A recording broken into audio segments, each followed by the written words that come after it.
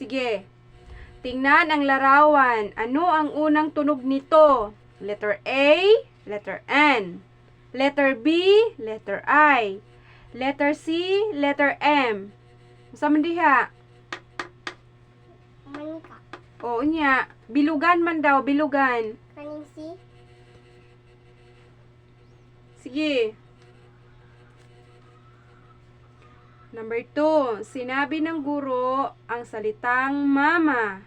Ilang pantig ito? Letter A, 2. Letter B, 1. Letter C, 3. Duha. Hmm. Duha. Sige. Number 3. Alin sa mga salita ang nagsisimula sa tunog na letrang M?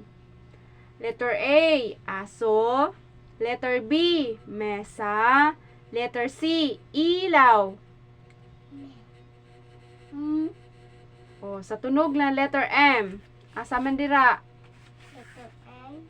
Letter M. Aso. Letter B, mesa. Letter C, ilaw.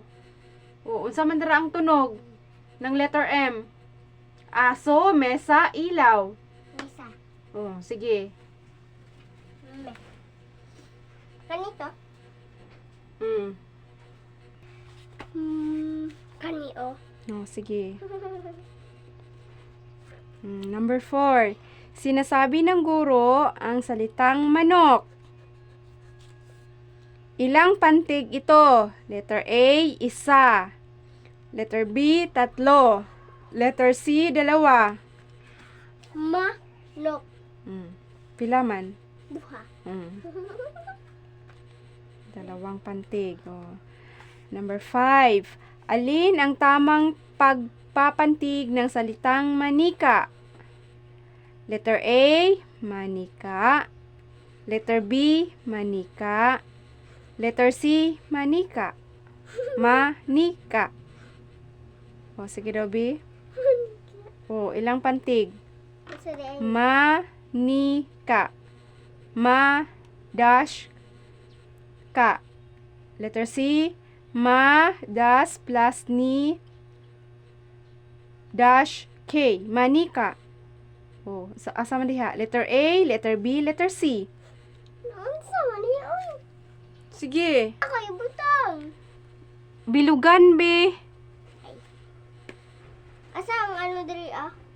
Asa man daing kung yun sa mo? Di ba? Anak ka, 3. Ma ni ka. Letter C. C? Okay. Okay. Basahin ang sitwasyon. Bilugan ang letra ng tamang sagot. Ano ang unang tunog ng nasa larawan? Letter A, P. Letter C, sa. Letter T. Letter C, letter T. Sapatos. Sige, unsa may letter? Bilugan. Sa. Sa. Sapatos. Sinasa number 2. Sinasabi ng guro ang salitang sabon. Ano ang huling tunog nito? Letter A, sa. Letter B, ba. Letter C, na. Ano kan S sa.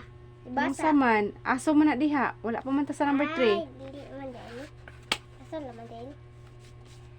Asa ito?